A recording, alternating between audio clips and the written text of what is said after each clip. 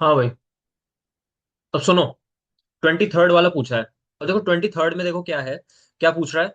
E not can E not cell और delta G not for cell reaction can ever be equal to zero, yes या no. अच्छा, और C पे लिखा है can't say also defend your answer with proper explanation. ठीक है, तो जरा देखो इसमें क्या आ सकता है। देखो इसका आंसर आएगा नो। कभी भी हमेशा ध्यान रखना, ई नॉट सेल और डेल्टा जी कभी भी जीरो नहीं होंगे। ठीक है ना, कभी भी जीरो नहीं होंगे। एक सेल रिएक्शन के लिए कभी भी जीरो नहीं होंगे। अच्छा, ऐसा देखो, मैं आपको बताता हूँ, जब भी एक रिएक्शन इक्विलिब्रियम पे होगी, whenever the reaction is at equilibrium, यहाँ पे लाइन आप नोट कर लें। When the reaction is at equilibrium, ठीक है ना, the value of E not cell and delta G, ठीक है, डेल्टा जी नॉट, ठीक है, क्या होगा फॉर अ सेल, फॉर, एक minute,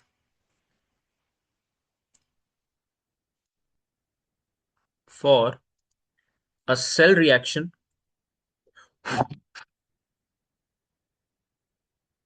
cell reaction can be equal to zero, can be equal to zero, ठीक है ना।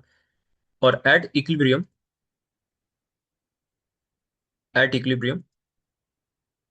There is no net change, there is no net change in concentration of reactants and products।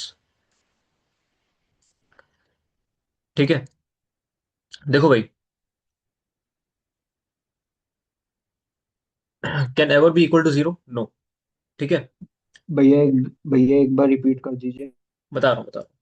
देखो, ना तो E not cell और ना ही delta G, ये कभी भी जीरो नहीं हो सकते। ठीक है ना, एक सेल रिएक्शन के लिए ये कभी भी जीरो नहीं हो सकते। ठीक है, लेकिन जब एक रिएक्शन इक्विलिब्रियम पे होगी तो ई नॉट सेल और डेल्टा जी जो है, क्या होगा, वो एक सेल रिएक्शन के लिए जीरो हो सकते हैं। ठीक है ना, एक इक्विलिब्रियम के लिए। ठीक है ना, जब भी रिएक्शन जो होगी, जब इक्विलिब्रियम पे होगी, तो ई नॉट सेल और डेल्टा जी मैंने लिख भी दिया यहाँ पे, ई नॉट सेल और delta G they can be equal to zero equilibrium पे, लेकिन ठीक है, इक्विलिब्रियम पे। ये चीज मैं आपको नॉर्मल बैच में बता चुका था। एक सेकंड।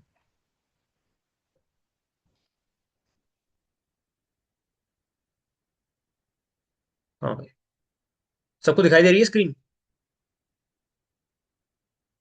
दिख रही है। दिख रही है भैया। ठीक है, ठीक है, ठीक। अच्छा भाई, तो भाई ऐसा क्यों भैया होता है, क्योंकि इक्विलिब्रियम पे ना, देखो इक्विलिब्रियम पे ना, there is no net change in concentration of reactant and products. ठीक है ना, at equilibrium there is no net change in concentration of reactants and products, इसलिए इसलिए ये जीरो हो सकता है सिर्फ इक्विलिब्रियम पे। ठीक है, अदरवाइज कभी नहीं होगी। एक सेल रिएक्शन पे कभी भी ई नॉट और डेल्टा जी नॉट कभी भी जीरो नहीं होंगे। ये बात क्लियर है। लेकिन हाँ, अगर इक्विलिब्रियम है तो हो सकता है, क्योंकि change in concentration of products and reactants है ही नहीं, नो नेट चेंज। बात क्लियर है। क्लियर है। चलो बढ़िया।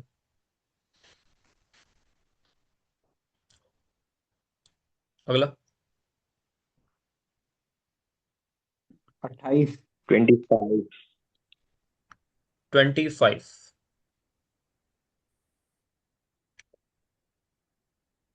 25, unlike dry cell, the mercury cell has a constant cell potential throughout its useful life। Why? देखो भाई,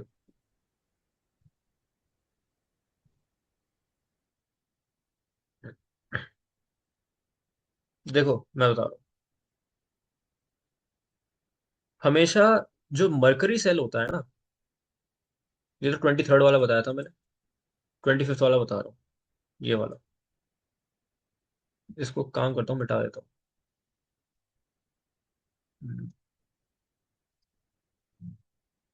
25th वाला इंपॉर्टेंट, मार्क करो इसे। देखो 24th भी इंपॉर्टेंट है, आपने पूछा नहीं मेरे से यार, बता दूंगा, चलो 25th। पहले बताया था, पूछा है तो, twenty unlike dry four cell तो द। हो गया। हो गया 24th। 24 तो हो गया भैया। हाँ, क्योंकि ये पूछ चुके हो ना तुम लोग बैच में। हाँ। हाँ। हाँ, ये बैच में पूछ चुके हो इसलिए हो गया ये। चलो 25th है। Unlike dry cell the mercury cell has a constant cell potential throughout its useful life. ऐसा क्यों, व्हाई? तो ऐसा इसलिए क्योंकि देखो, ओवरऑल जो रिएक्शन होती है ना, it does not involve any ions. ठीक है, जो ओवरऑल रिएक्शन होती है मर्करी सेल में, वो कोई भी आयंस का जो है वो इन्वॉल्वमेंट नहीं होता उसमें। ठीक है ना, मैं बता रहा हूँ। ओवरऑल रिएक्शन जो होती है, in overall reaction in a mercury cell, overall reaction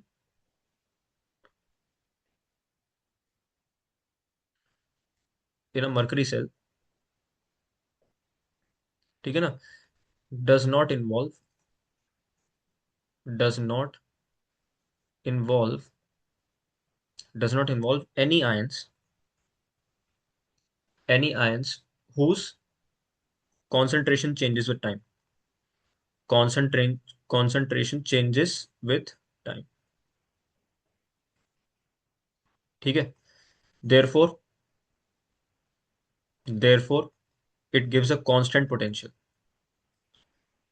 it gives a constant potential throughout its life। ठीक है, ऐसे लिख देना आप, ठीक है ना। therefore it gives a constant potential throughout its life। क्यों? क्योंकि जो कॉन्सेंट्रेशन जो है वो इतना चेंज होता नहीं है, वो कोई आयंस ही ऐसे इन्वॉल्व नहीं होते उसके अंदर जो कॉन्सेंट्रेशन चेंज करे। ठीक है, अब क्योंकि कॉन्सेंट्रेशन चेंज नहीं होते, तो वही वाली बात है, ई नॉट सेल पे ज्यादा कोई असर पड़ेगा नहीं, ई सेल पे ज्यादा कोई असर पड़ेगा नहीं, तो वो कांस्टेंट पोटेंशियल देता है थ्रू आउट इट्स लाइफ। क्या ये बात क्लियर क्लियर है। है?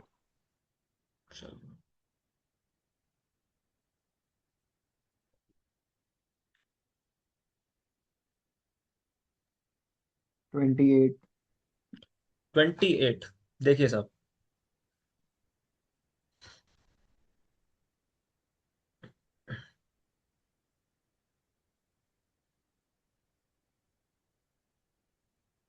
Wait a second.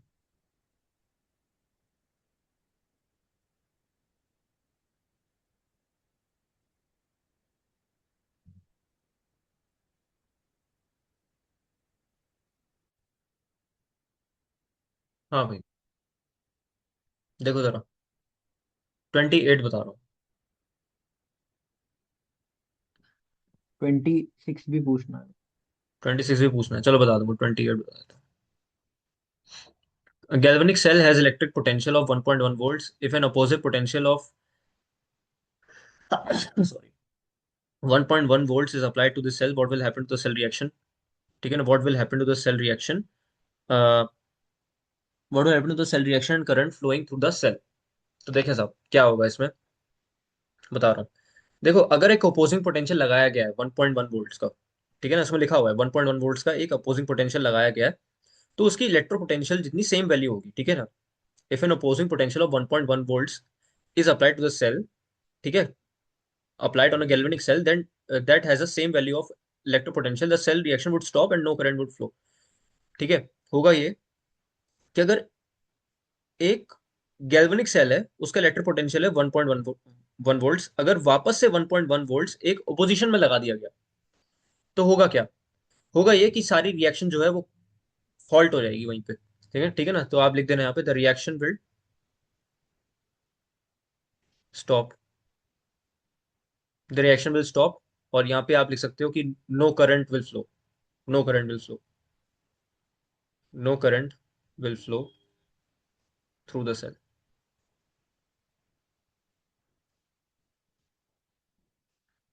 ठीक है, no current will flow through the cell. हाँ भाई, अब क्या लिखा हो है? गया। हो गया। 26 बता, 26 है राइट द सेल। हाँ, ये भी इंपॉर्टेंट मार्क करो इसको। ठीक है ना, ये भी अच्छा क्वेश्चन था वैसे, ये सारे अच्छे अच्छे क्वेश्चन दे रखे हैं इसमें। ठीक है, किसी वजह से इस वर्कशीट का नाम चैलेंजिंग वर्कशीट रखा गया है। ठीक है, अच्छा भाई, 26 वाला देखें जरा। Write the cell reaction of a lead storage battery when it is discharge, how does the density of the electrolyte change when the battery is discharge? देखें जरा क्या आएगा इसमें। देखो भाई, लेड स्टोरेज बैटरी है।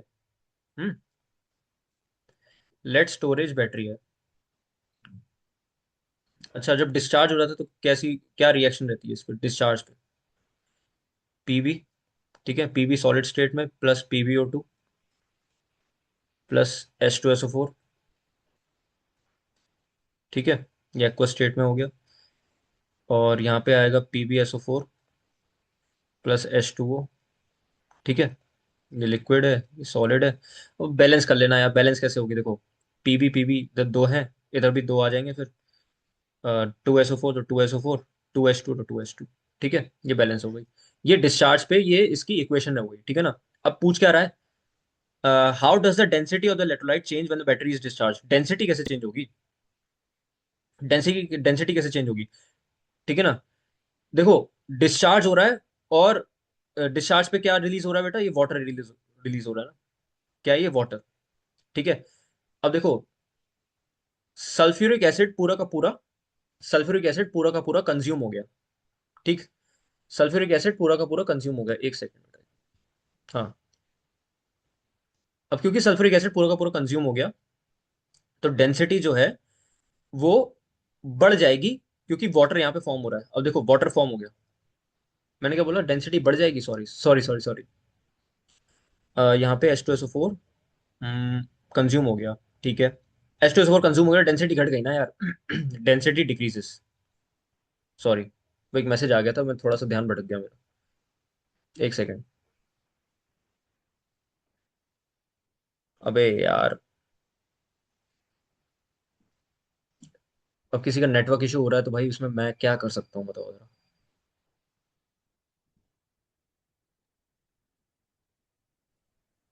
96 होगा भैया।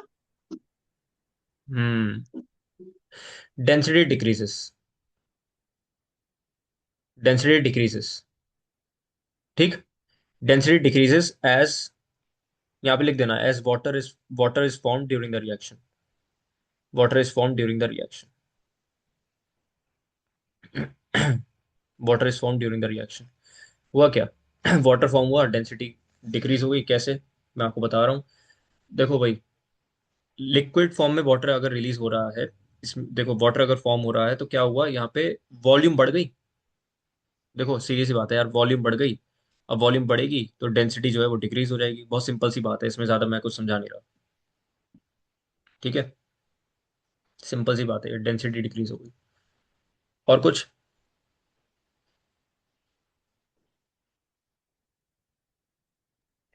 29 में ये ए और बी बता दीजिए क्या बनेंगे। हम्म।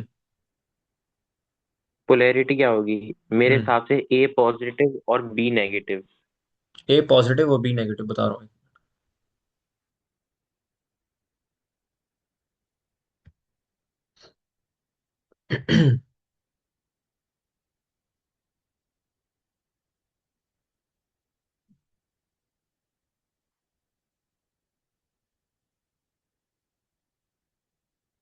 एक मिनट यार, इसमें बहुत लफड़ा है। हम्म।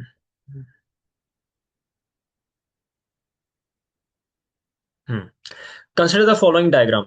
देखिए साहब, ये एक डायग्राम है in which an electrochemical cell is coupled to what will the polarity of electrodes A and B in the, ठीक है भाई, अच्छा क्वेश्चन है, इंपॉर्टेंट मार्क करें। तो देखो होगा क्या इसके अंदर। अच्छा, इसमें ऐसे समझ में आ रहा है आपको? ऐसे समझ में आ रहा है इस, ये जिस तरीके से बता रहा हूँ? ब्लैक बोर्ड से तो सही है भैया आ ये। रहा है। हैं? हाँ। या मुझे तो उल्टा लगता था। नहीं सही है भैया, ये ज्यादा सही है। हम्म। ठीक है, ठीक।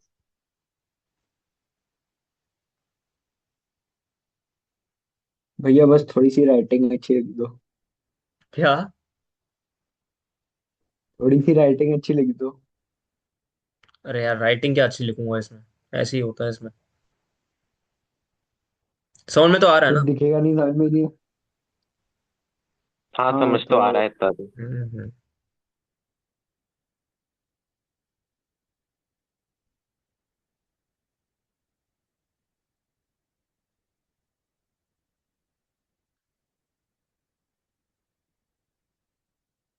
ठीक है भाई।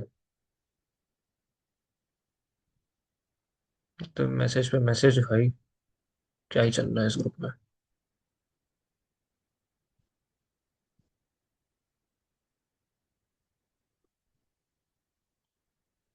चलो भाई, बता रहा हूँ। Consider the following diagram in which an electrochemical cell is coupled to an electrolytic cell. देखो ये डायग्राम है हमारा, ठीक है। ZnSO4 सोल्यूशन है, COSO4 सोल्यूशन है। जिंक प्लेट लगाई गई है, इलेक्ट्रोड ये रही, और यहाँ पे कॉपर प्लेट लगाई गई है, और इसकी इलेक्ट्रोड ये रही, और ये इलेक्ट्रोलिटिक सेल है, ठीक। क्या क्या इलेक्ट्रोड पे होगा देखो जरा। कॉपर प्लेट लगाया गया, COSO4 सोल्यूशन है। अब देखो सीधी सी बात है, अगर ये जिंक प्लेट लगाई गई है इधर, ZnSO4 सोल्यूशन है। देखो भाई, डैनियल सेल क्रिएट करा गया है इधर, ठीक है ना, डैनियल सेल।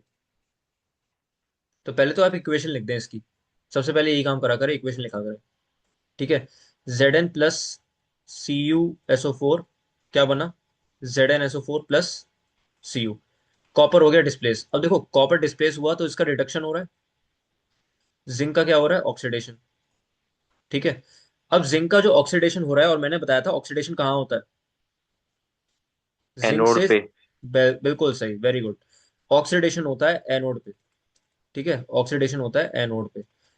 और Cu2 पॉजिटिव से बन रहा है Cu, इसका हो रहा है रिडक्शन, और रिडक्शन होता है कैथोड पे। और एक चीज मैंने और बताई थी, A to A, C to C।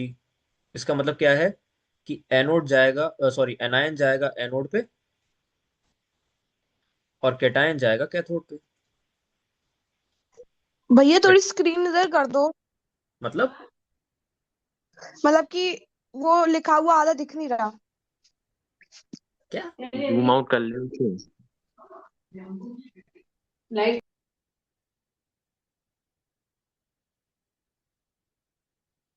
भाई साहब क्या कह रहे हो आप, ऐसा मैं पहली बार सुन रहा हूँ।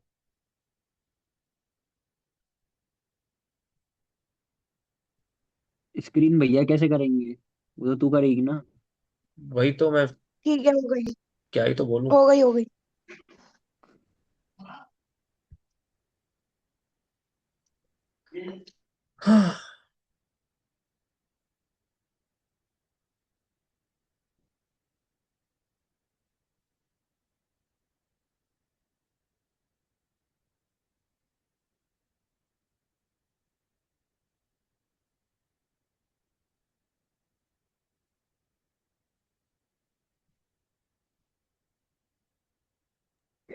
हो गई सही हम्म, भैया।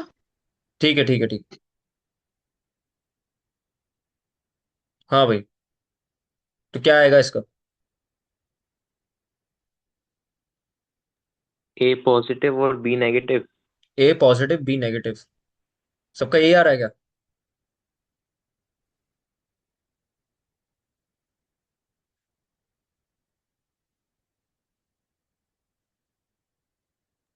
हाँ भैया। अच्छा देखो जरा।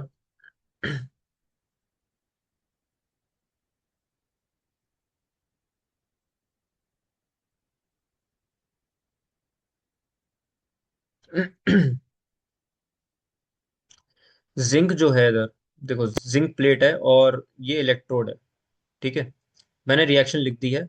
कैटायन से कैटायन जाएगा कैथोड की तरफ, एनायन जाएगा एनोड की तरफ, ठीक है। इतनी बात मेरे ख्याल से समझ में आती होगी, ठीक है। देखो इलेक्ट्रोड ए जो है ना, इलेक्ट्रोड ए जो है, दिस इज द इलेक्ट्रोड ए, और ये कनेक्टेड है इससे, ये इससे जुड़ा हुआ है, ठीक है। और तुम्हारा आ रहा है A पॉजिटिव और B नेगेटिव, यही आ रहा है। मैं फिर से बता रहा हूँ, ध्यान हाँ। से चेक कर लेना, ध्यान से चेक कर लेना, ठीक है। जिंक क्या है, जिंक बेटा कैथोड है यहाँ पे। एक सेकेंड, इलेक्ट्रोड ये रही, जिंक एनोड होगा ना, क्योंकि यहाँ तो ऑक्सीडेशन हो रहा है। Zn से ZnSO4 बनेगा, सोल्यूशन ZnSO4 है। हाँ तो A पॉजिटिव हो गया, और ये B नेगेटिव हो जाएगा, B नेगेटिव हो जाएगा। B क्या है, कैथोड, और A क्या है, एनोड। बिल्कुल सही है, सही है।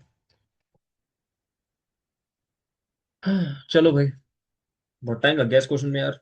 अरे ये मैसेज वैसेज आ जाते हैं ना मेरे को, ग्रुप में आ जाते हैं कभी कभी। जैसे एक नाइन्थ वाला ग्रुप है, नाइन्थ वाला ग्रुप मैसेज कर रहा था, तो वही देख रहा था। चलो यार। 30। कोरोजन। सही है। Corrosion is an electrochemical phenomena. तो देखो भाई क्या होगा इसमें। एक सेकंड मिटा रहा हूँ, मिटा दूं? हो गया। हो गया। ठीक है। हो 30। गया भैया। 30। कोरोजन। कोरोजन है। और ये लिखा हुआ है is an electrochemical phenomena. The oxygen in moist air reacts as follows: O2 plus 2H2O plus 4 electrons, 4 OH negative. ये हो रखा है। Write down the possible reactions for corrosion of zinc occurring at anode cathode. देखो भाई, anode cathode and overall reaction to form a white layer of zinc hydroxide. भाई बहुत important question है, very important, mark कर लो इसको। सच बता रहा हूँ, बहुत इंपॉर्टेंट क्वेश्चन है। ठीक है ना, एक बार आ भी चुका है। मुझे नहीं पता, सीबीएसई सैंपल क्वेश्चन पेपर में दे रखा था ये 22 में, इसलिए उठा के दे दिया मैंने। अच्छा भाई, एनोड पे क्या रिएक्शन होगी? एनोड पे होगा ऑक्सीडेशन। सही है। एनोड पे क्या होगा बेटा? ऑक्सीडेशन होगा, ठीक। तो ऑक्सीडेशन की आप क्या रिएक्शन लिखेंगे? देखो जिंक का यहाँ पे ऑक्सीडेशन हो रहा है ना। देखो जिंक अकरिंग लिख रहा है ना, zinc occurring at anode, zinc occurring at anode. तो यानी कि जिंक से क्या बन रहा है? जिंक 2 पॉजिटिव बन रहा है। और मैंने आपको एक चीज सिखाई थी, लियोजर। ठीक है ना, लियोजर मतलब कि loss of electrons is oxidation, gain of loss of electrons is reduction. तो चलो भाई, लॉस ऑफ इलेक्ट्रॉन्स हो रहा है ना इधर, तो loss of 2 electrons, loss of 2 electrons क्या बन रहा है? Zinc 2 positive. मैं फिर से लिख देता हूँ।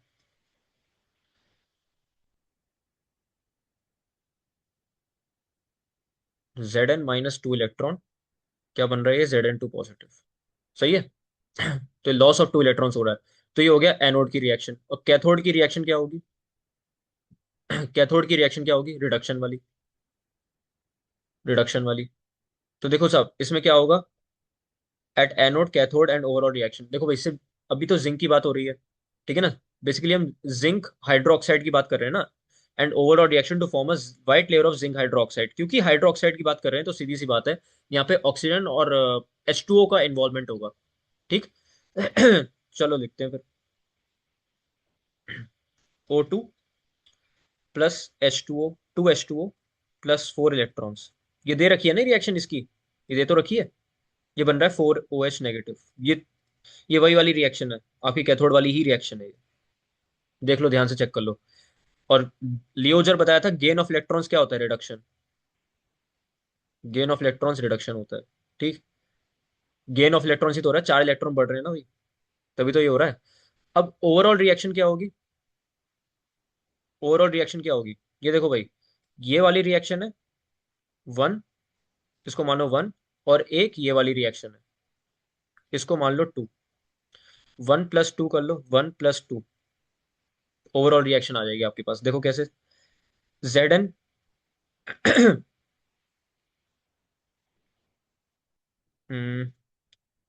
Zn कहाँ है बे? ठीक है। Zn + O2 plus 2H2O। ठीक है। और ये बन रहा है Zn2 positive plus 4 OH negative. ठीक है। बस यही बन रहा है इसका तो। बैलेंस कर लेना फिर बाद में। आप जब बैलेंस करोगे तो क्या आएगा? देखो O2 है इधर, और इधर 2 2 4 हाइड्रोजन, 2 ऑक्सीजन, 2 ऑक्सीजन और जिंक 2 पॉजिटिव। और ये बन रहा है। ठीक है ना। हमसे पूछा क्या है? ये देखो, हमसे पूछा है to form a white layer of zinc hydroxide. तो हमारा जो फाइनल प्रोडक्ट बनना चाहिए वो जिंक हाइड्रोक्साइड बनना चाहिए। ठीक है, तो जिंक हाइड्रोक्साइड बनना चाहिए, तो उसकी रिएक्शन क्या हो जाएगी वो देखें जरा। वो होगी ये Zn + O2। ठीक है। Plus Zn + O2 plus H2O, ZnOH whole twice, ZnOH whole twice. क्या बात क्लियर है? ये बन गया। क्लियर है। चलो भाई। हाँ, ये रिएक्शन बैलेंस्ड है भी सही। दो हाइड्रोजन, दो हाइड्रोजन, तीन ऑक्सीजन, नहीं बैलेंस नहीं है ये रिएक्शन। एक सेकेंड, अब बैलेंस करता हूँ। दो दो चार, इधर भी चाहिए। 2 2 4, ये हो गया 2, और ये हो गया 2। चलो अब बैलेंस हो गई है। ठीक है ना, this is the final reaction. आप इसको नोट डाउन करें। ये 30th वाला क्वेश्चन करवा दिया मैंने।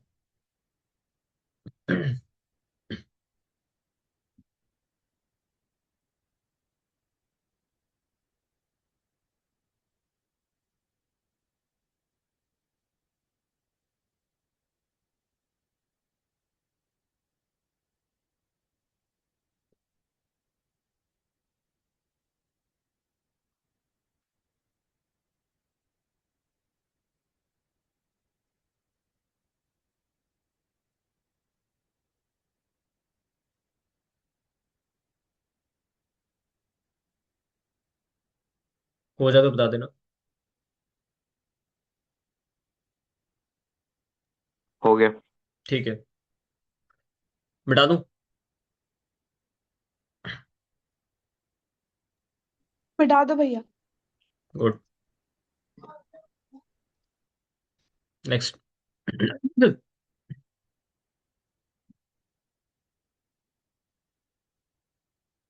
31। बता रहा हूँ।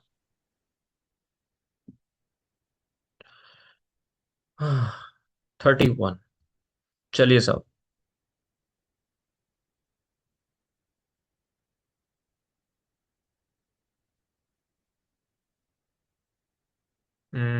ठीक है। सही है, सही है। रिएक्शन लिखनी है, ठीक है।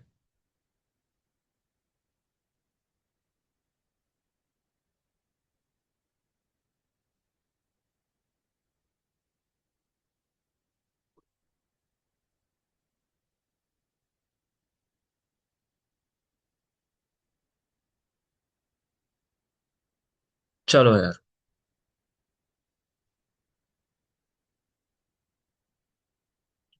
Represent the cell shown in the figure. Name the carriers of the current in salt bridge. ठीक है। तो कैरियर्स ऑफ करंट कौन होंगे सॉल्ट ब्रिज में? Mobile ions. बोलो। मोबाइल आयंस ही हाँ। तो होंगे। अरे यार, बता रहा हूँ। देखो, जो ए वाला पार्ट है इसका, ए वाला पार्ट है 31 का। ठीक है ना? सही है, इंपॉर्टेंट ये क्वेश्चन है ये भी। एक हाथ से गैल्वेनिक सेल है। हाँ। ठीक है ना? नहीं, इसको रिप्रेजेंट कैसे करेंगे आप? रिप्रेजेंट कैसे करेंगे? देखो, YCl2 है और XCl है। ठीक है ना? इसको रिप्रेजेंट ऐसे करेंगे, देखो आप। Y, और देखो YCl2 है ना, Y2 पॉजिटिव होगा और Cl नेगेटिव होगा। ठीक है ना? X पॉजिटिव होगा और Cl नेगेटिव होगा। ऐसे ही तो होगा ना ये? तो हो क्या रहा है बेसिकली, Y से बन रहा है Y2 पॉजिटिव। देख देख सकते हो, Y से Y2 पॉजिटिव बन रहा है यहाँ पे। अब बता रहा हूँ चलो। Y, Y से क्या बन रहा है? Y2 positive. मतलब कि Y कोई सॉलिड सॉल्यूशन होगा, उससे बन रहा है Y2 पॉजिटिव एक्वस स्टेट में। फिर सॉल्ट ब्रिज लगी, X पॉजिटिव एक्वस स्टेट में। उसके बाद क्या आया? एक सेकेंड। एक्वस स्टेट में, और X सॉलिड। ठीक है, ये आ गया। ये हो गई सेल रिप्रेजेंटेशन।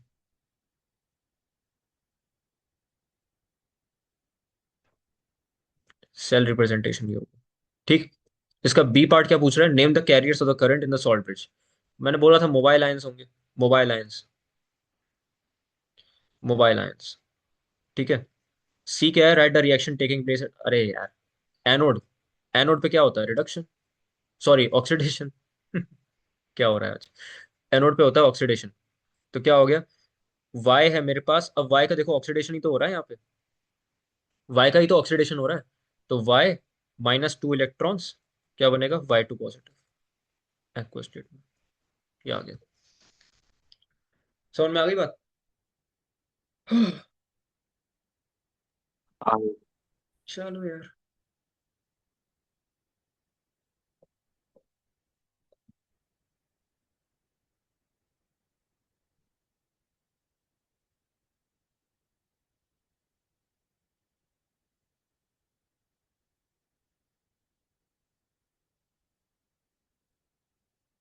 और कुछ पूछना है? इसके अगले वाले के आंसर बता दीजिए। 32 का आंसर बता दूं? अच्छा भाई, मोलर हाँ। Conductivity versus root C. ठीक है ना, molar conductivity versus root C curve. Important है ये, मैंने आपको बता रखा है। स्ट्रॉन्ग इलेक्ट्रोलाइट्स, वीक इलेक्ट्रोलाइट्स, इनके ग्राफ इंपॉर्टेंट होते हैं भाई। Curve for NaCl, HCl, NH4OH are shown below in random order. Identify which graph corresponds to HCl. देखो भाई, HCl और NaCl दोनों स्ट्रॉन्ग इलेक्ट्रोलाइट्स हैं, ये बात अग्री करते हो आप लोग? बताओ। हाँ। ठीक है, हाँ। HCl और NaCl दोनों ही स्ट्रॉन्ग हाँ। इलेक्ट्रोलाइट्स हैं, तो सीधी सी बात है उनका जो ग्राफ आएगा ना वो स्ट्रेट लाइन आएगा। ठीक है, HCl और NaCl दोनों क्या हैं? स्ट्रॉन्ग इलेक्ट्रोलाइट्स हैं। They both are strong electrolytes. तो उनका जो ग्राफ आएगा, जो कर्व आएगा इनका, वो स्ट्रेट लाइन आएगा। ठीक है ना, स्ट्रेट लाइन। अब कौन सा क्या है ये बताना है मुझे। कौन NaCl है, कौन HCl है, ये बताना है। तो इसमें भी एक चीज बता दूं कि HCl का जो मोलर कंडक्टिविटी होती है, HCl की जो मोलर कंडक्टिविटी होती है,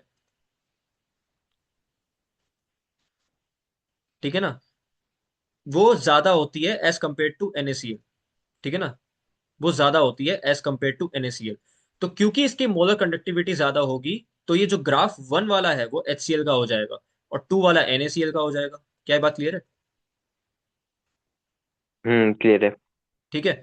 और अब तो पता ही है ग्राफ 3 किसका है, NH4OH का। लगा दो फिर, वीक इलेक्ट्रोलाइट है वो। ठीक है, ये हो गया। ऐसे क्वेश्चन आएंगे, कॉम्पिटेंसी बेस्ड क्वेश्चन आएंगे अभी इस साल। तैयार है ना? इसका रीजन भैया यही तो होगा कि जो मोलर कंडक्टिविटी है वो स्लोली इंक्रीज होती है डाइल्यूशन के संग स्ट्रॉन्ग इलेक्ट्रोलाइट्स में। और वीक इलेक्ट्रोलाइट्स में जितने मसले सर वो डिसोशिएट होते हैं स्ट्रॉन्ग हम्म। इलेक्ट्रोलाइट्स के। हाँ सही है।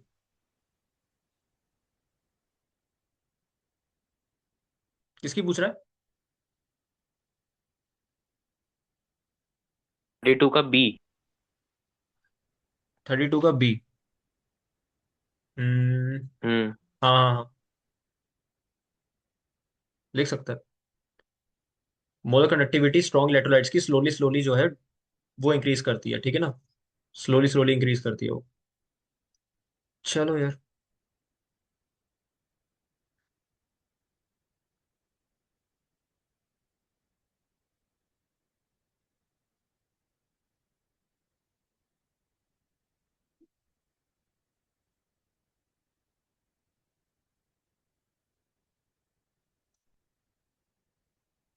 मीटिंग ओवर होने वाली है भाई।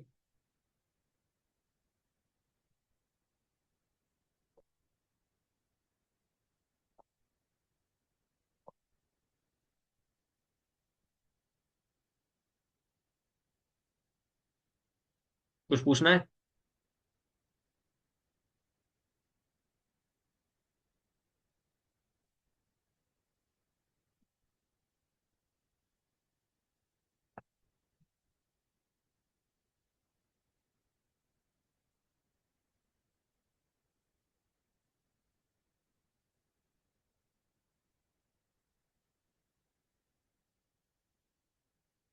आदित्य।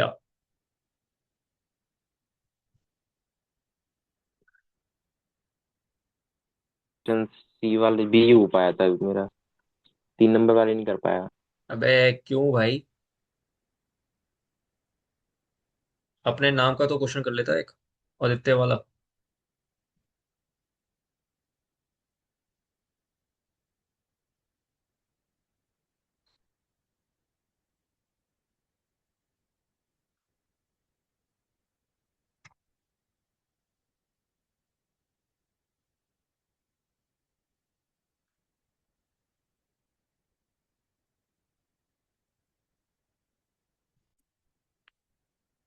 हाँ भाई, 33 देखो। Aditya arrange two setups P and Q shown below.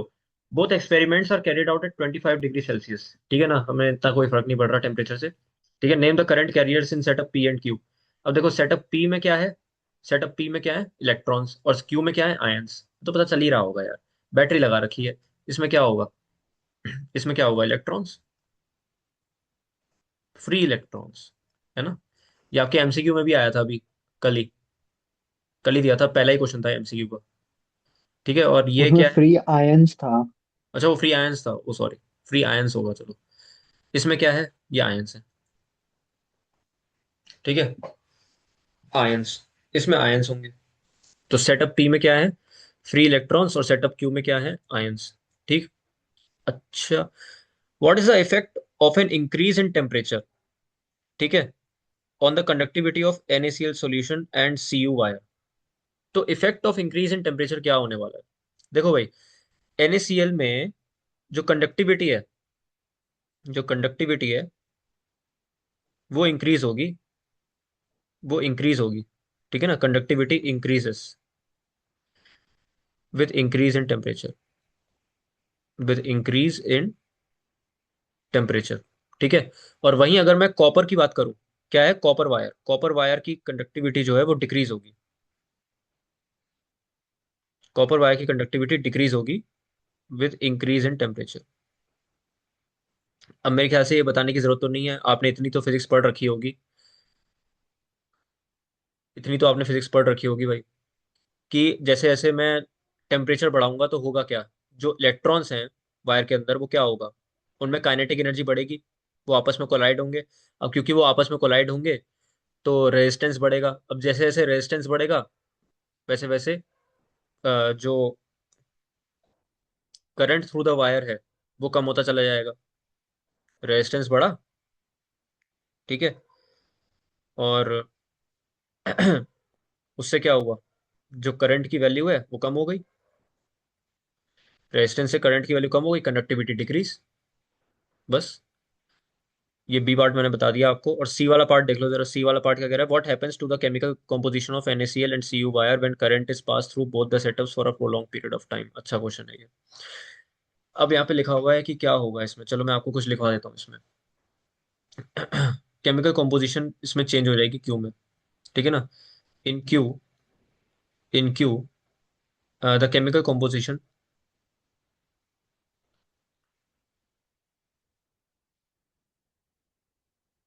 Changes, changes due to electrochemical reaction.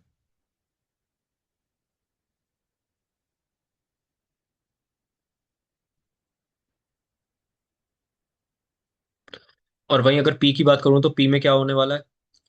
P में ये होने वाला है कि केमिकल कंपोजिशन इसमें सेम रहने वाली है। In P the chemical composition remains the same, the chemical composition remains the same. सी सी बात है यार, एक इलेक्ट्रोलिटिक सॉल्यूशन है और एक सिंपल सी बैटरी लगा रखी है, तो इसमें केमिकल कंपोजिशन तो सेम ही रहेगा।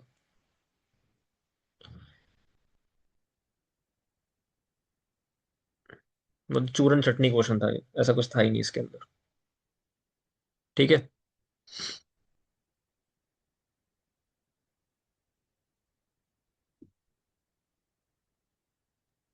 इम्पोर्टेंट है ये।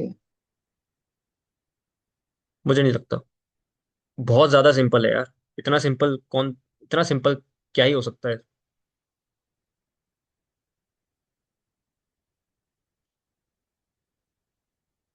34 कराऊं? नहीं भैया, वो तो हम कर लेंगे पक्का? कल तक।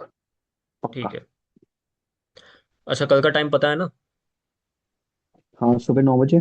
सुबह 9 बजे। ठीक है। ओके। ठीक है, बाय बाय। बाय।